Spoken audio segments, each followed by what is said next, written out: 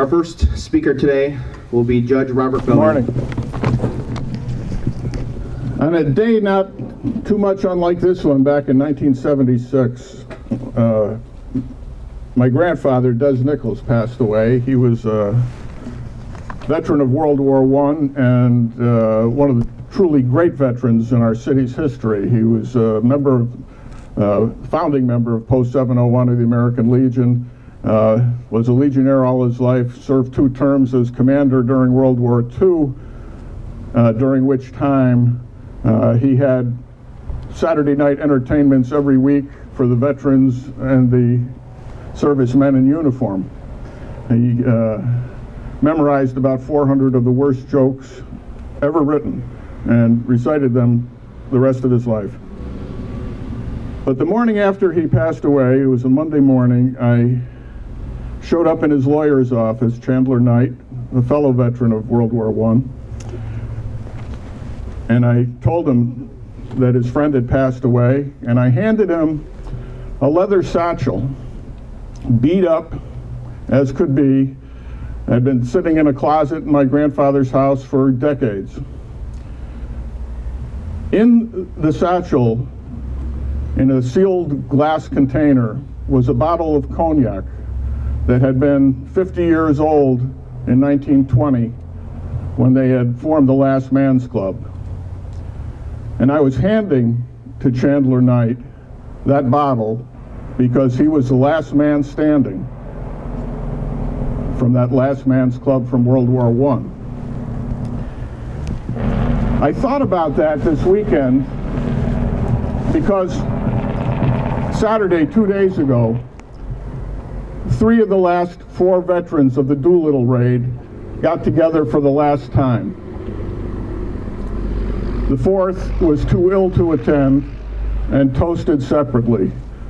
But they opened the bottle of cognac that General Doolittle had given them in 1946. And rather than wait for the last man, the 3 of them toasted their departed comrades from World War II and each other. And they saw each other for the last time.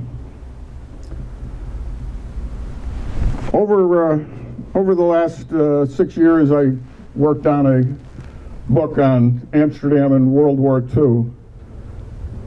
And I rushed it out earlier this year because I realized that nearly all the people I was writing about were already gone. I was fortunate to have been able to interview a few of them before they died. There's probably no more than about 5 or 6% of our servicemen from World War II who are still alive today. And they're in their late 80s and 90s. Happy to see Joel Kaplan in the back of the crowd there. He's one of them. Still fitting into his Army uniform out by the flag post.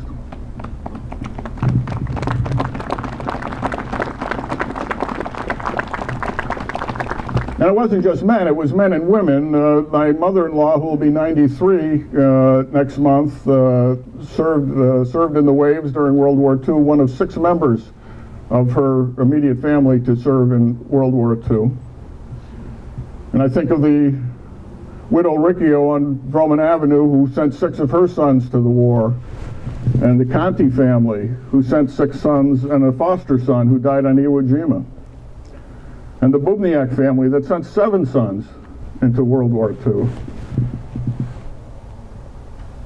This is an amazing community. Where do we find such men is the title of my book, and it's something that President Reagan said over and over and over again over the years. Where do we find such men?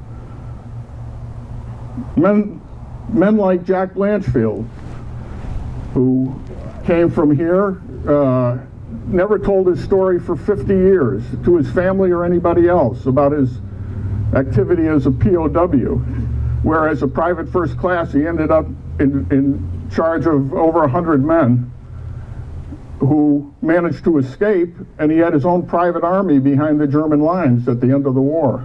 Never told anybody. I had the fortune of having Richard Dantini in court in front of me one day, about 15 years ago, incidentally a witness in a case that I was handling. And when the lawyers got all done, I said, Mr. Dantini, I have a question myself. Can you tell us what you were doing on June 6, 1944 at approximately 6 a.m.? And then he told me his story about being an 18-year-old kid in the first wave ashore on Omaha Beach in one of those landing craft that was memorialized in several books, because virtually everybody who landed in that first wave got shot up. Within 10 minutes, they had no officers. Within half an hour, there were no non-commissioned officers. It was every man for himself, hiding behind obstructions in the water and then moving forward when he realized he's sitting next to a landmine or a floating mine. Shot 4, 5, 6 times. Crawled his way behind a rock at the end of the beach and passed out, and he was left for dead. Somehow they found him the next day, and he came home after a year's rehab and lived the life of a neighborhood grocer. How do they do that? How do you see the horror of D-Day, the horror of war, and come back and live a normal life? These are our heroes. They walk here on the streets of Amsterdam. There's hundreds of them. Thousands. There were over 4,000 people who served in World War II alone. And they came from every walk of life in this town. They had fathers who were doctors and judges and lawyers and cops and politicians, mill owners and mill hands, salesmen, shopkeepers, icemen, and ragmen. Not all of them had stories that made it into a book, or ever will make it into a book. But they all served their country when their country called. And whatever they were asked to do, they did. There was a fellow named John Wojcik. Probably nobody here even remembers him. He was in the class of 1939 at Amsterdam High School. He was killed in a plane accident training during World War II.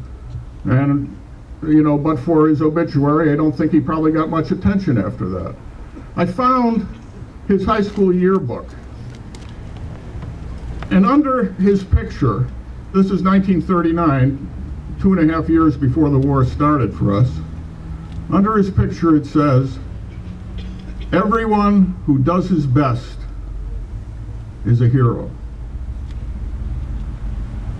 And that is every veteran, every man and woman who ever wore the uniform of their country.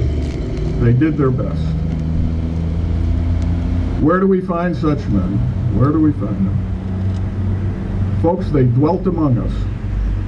They are our relatives, our neighbors, our friends. They are our heroes. Thank you.